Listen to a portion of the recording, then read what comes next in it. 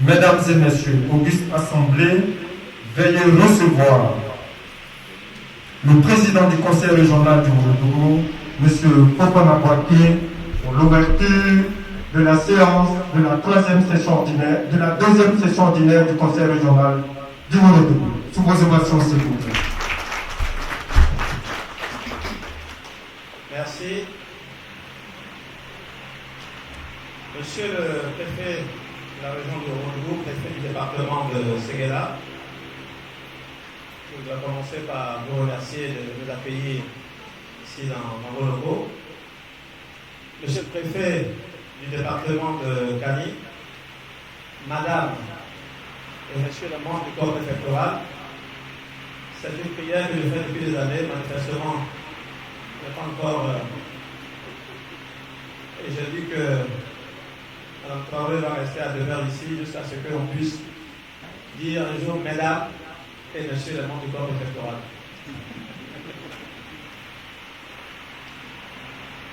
Monsieur le maire de Séguéla, merci de nous accueillir. Honorable député, vénérable sénateur, Mesdames et Messieurs les conseillers régionaux, Monsieur le payeur de la région du Ouagadougou, Messieurs les commandants des unités de défense et de sécurité, Mesdames et Messieurs les directeurs et chefs de service, Monsieur le chef de village de Séguéla, et cher vénérable chef traditionnel, vénérés guides religieux, Mesdames et Messieurs les cadres de la région du Ouagadougou, Mesdames et Messieurs les responsables des organisations de jeunesse, des ONG et de la société civile de la région, honorables invités, alors, je apprécie donc la présence du Monsieur le maire de Morando, qui a fait le déplacement. Je voudrais, au nom du Conseil régional du Ouagadougou et en mon nom propre, vous souhaiter la bienvenue à la deuxième session ordinaire de l'année 2020, qui se tient seulement maintenant en raison de la pandémie de Covid-19. Je voudrais profiter de l'opportunité qui m'est offerte pour réitérer mes civilités à Monsieur le préfet de la région de Ouagadougou, préfet du département de Séguéla, et à tout le corps préfectoral qui l'accompagne. Nos rapports avec le corps préfectoral transcendent les liens de tutelle. Ils s'inscrivent dans une collaboration heureuse et conviviale. Et cela grâce aux qualités humaines des préfets de régions successifs et de chaque membre de votre corporation. C'est d'ailleurs pourquoi je me plais à dire que chaque sous-préfet, chaque secrétaire général de préfecture et chaque préfet de notre région est de fait un conseiller régional honoraire. Je ne cesserai donc jamais de vous renouveler mes hommages pour vos initiatives et actions de développement et pour votre totale disponibilité et votre présence à toutes les activités du Conseil régional. Vous êtes pour nous une tutelle solution. Je note avec satisfaction la présence parmi nous en grand nombre des chefs traditionnels, garants de nos us et coutumes. Eux aussi coopèrent harmonieusement avec le Conseil, toujours sous l'encadrement éclairé du corps préfectoral. Je n'ignore pas les cas de conflit ici et là lors des désignations des chefs. Mais je sais que nous pouvons compter sur l'administrateur chirondé, qui est notre préfet de région, et l'ensemble des membres du corps, et compter également sur l'ensemble des membres du corps préfectoral, compter sur la sagacité pour gérer ces conflits. Je remercie les populations de la région qui sont déplacées à cette deuxième session de l'année 2020. Elles nous donnent ainsi la preuve de leur attachement aux actions que nous posons à leur endroit. Je voudrais me tourner vers vous, mes collègues conseillers régionaux. D'abord, pour vous remercier pour votre engagement au service du développement de notre région commune. Mais aussi, une fois n'est pas coutume, pour parler de notre rôle en tant que conseiller de notre devoir de l'observation du Conseil, car il m'a été donné de constater ces derniers temps que le rôle des conseillers et du Conseil humain, que les procédures de travail ne sont pas bien maîtrisées. Et c'est vraiment, j'accueille avec beaucoup de plaisir l'adresse tout à l'heure de M. le Préfet sur la régularité de la présence des conseillers aux réunions du Conseil. C'est seulement il y a quelques semaines, je demandais d'ailleurs au directeur général de l'administration de commencer maintenant à appliquer la loi et peut-être d'écrire aux conseillers qui ne sont jamais présents à nos réunions.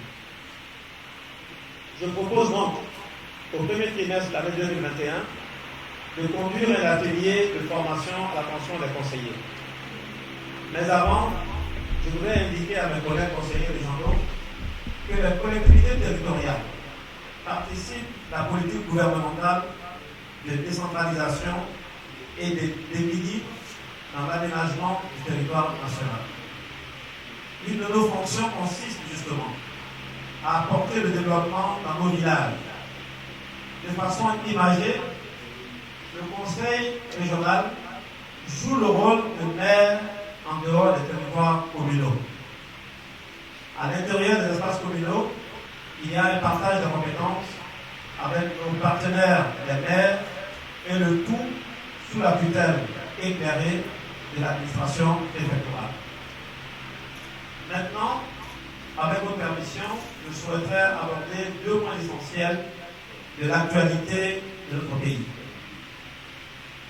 Le premier concerne la pandémie de Covid-19, une maladie à l'échelle mondiale qui a créé une crise sanitaire dont l'issue réside dans l'avènement d'un vaccin, et pas seulement dans l'avènement d'un vaccin, mais aussi dans l'accès large à celui-ci. Les prévisions scientifiques sérieuses les plus optimistes indiquent pour cela un horizon de 12 à 18 mois, donc à la mi-2022.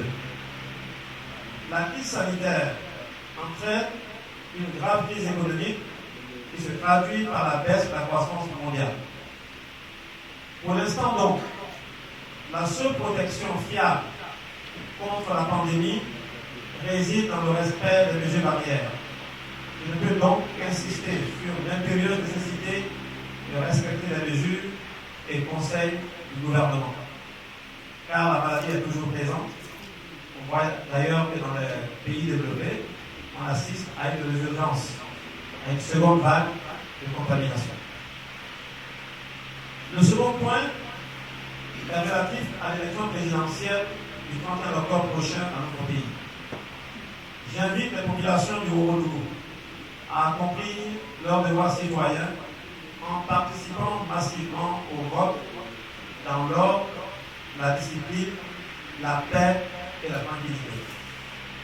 J'invite également les leaders politiques à faire preuve de responsabilité. J'appelle enfin tous les leaders d'opinion, guides religieux, chefs traditionnels et de communauté à préserver la tolérance et la cohésion ainsi que la fraternité qui ont toujours prévalu chez nous. Les points saillants de la session qui nous réunit ce jour portent sur l'examen des états d'exécution du budget 2020 au premier et deuxième trimestre 2020 et surtout sur l'examen du programme triennal 2021, 2022, 2023. Comme l'indiquait tantôt M. le Préfet de région, ce programme triennal constitue la feuille de route de votre collectivité pour les 3 prochaines années qui nous conduiront au terme du mandat actuel. Le programme triennal est le document de programmation et de prévision des activités du Conseil régional pour les 3 années à venir. Il constitue le fruit de la synthèse des préoccupations exprimées par les populations, du résultat du programme concerté établi avec les structures déconcentrées de la région, des urgences de développement constatées dans les différentes localités. Les projets inscrits au programme triennal 2021, 2022, 2023 s'inscrivent dans la recherche obstinée de réduction des disparités dans la région. Ce programme triennal comprend 68 opérations et 31 actions pour un coût global de 6 milliards 17 millions 836 000 francs CFA sur les 3 années à venir. Je voudrais donc terminer par réitérer mes remerciements à l'honorable Assemblée et déclarer ouvert les travaux de la deuxième session ordinaire de l'année 2020 du Conseil régional du Morodougou. Je vous remercie. Alors, ce que je veux préciser avant de répondre directement à la question, c'est que c'est vrai que le Conseil, dans ses attributions, est en charge de l'entretien du réseau routier, mais il le fait, il partage avec l'État. Les routes d'intérêt national sont du ressort de l'État central. Donc, le programme annuel d'entretien routier couvre l'ensemble des routes d'intérêt national et de points d'intérêt régional ou départemental.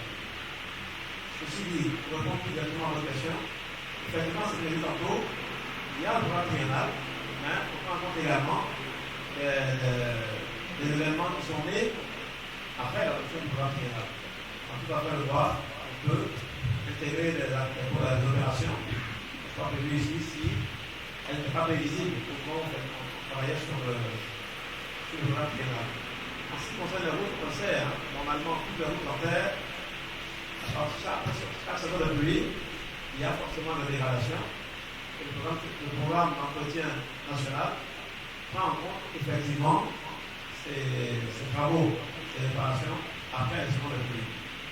La difficulté, c'est que tant qu'il continue de pleuvoir, on ne peut pas faire des travaux chauds, des travaux vraiment bien ciblés. Le traitement, ce qu'on appelle les points critiques, c'est un point de rupture, c'est un point de coupure. On va venir le corriger. Non, on ne peut pas faire des travaux sur la route en pleine saison de pluie. On attend quelques temps après la saison de pluie pour faire ces travaux-là. Oui. Peut modifier, faire avancer l'opération qu'il a prévue en 2022 et réguler quelque chose d'autre en 2000. Avancer l'opération qu'il a prévue en 2021 et faire réguler l'opération 2021 en 2022. Premièrement. Deuxièmement, on fait appel également à l'État. Comme j'ai dit, quand c'est la route d'intérêt national, c'est du ressort de l'État. On travaille en partenariat, on fait appel à l'État pour intervenir dans les cas d'urgence pour réparer ces instruments. Parce qu'il y a toujours une marge d'imprévu qui est faite dans le programme routier, entretien. Donc, l'État peut intervenir sur ces cas-là.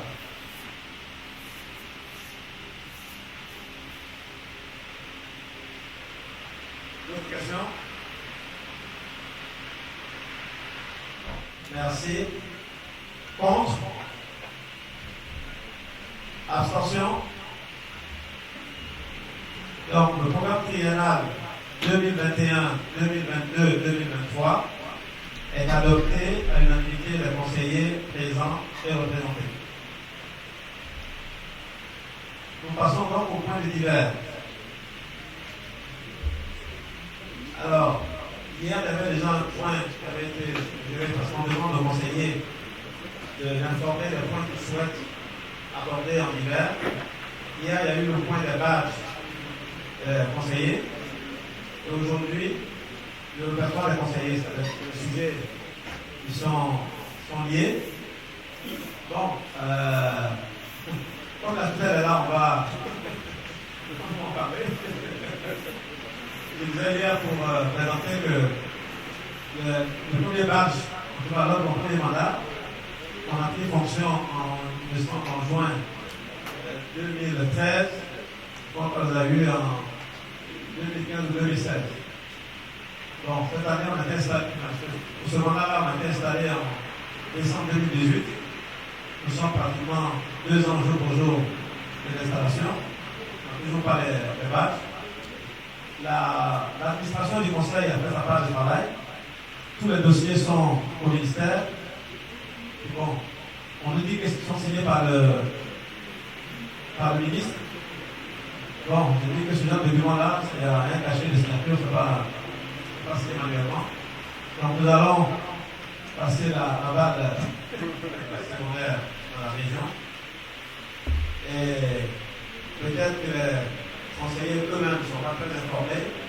où le grand public n'est pas très informé, les critères, puisque la raison pour laquelle on a touché pratiquement le nom, parce qu'avant, ça ne se passait que dans la ville de Séguéla. Parce que ceux qui travaillaient sur ce dossier-là estimaient que là où il n'y a pas de collège privé, c'est pas nécessaire de le pris en charge. On dit non. On peut le prendre en charge ensemble de la région. Et c'est ça qu'on va faire d'ailleurs. Donner à l'ensemble de la région. Maintenant, s'il n'y a pas de collège privé, je ne sais pas moi, n'a pas assiégé, le parent qui a un enfant en âge scolaire secondaire, il va l'envoyer dans une ville où il y a un collège privé. Maintenant, je vais quand même passer la parole à notre M. Touré. Il explique les critères. Il n'y a pas de quota, ni par préfecture, ni par village, ni par quartier. On travaille avec la direction des affaires sociales, direction régionale et départementale des affaires sociales, qui normalement a des critères, cette direction a des critères, nous donne des listes, et nous-mêmes également, on s'assure que nous couvrons l'ensemble de la région. Ça, c'est important. Que nous couvrons l'ensemble de la région, trouver les gens qui sont à l'école et d'âge, et qui n'ont pas les moyens de payer la scolarité. Et nous suivons également le travail de l'enfant. C'est-à-dire qu'un enfant qui ne travaille pas bien peut perdre cette aide-là. Ce n'est pas donné pour de bon. Et normalement, nos équipes doivent recevoir le bulletin de l'enfant. On va s'assurer que les parents n'ont pas les moyens et qu'il n'y a pas de parents proches qui aient les moyens de le scolariser.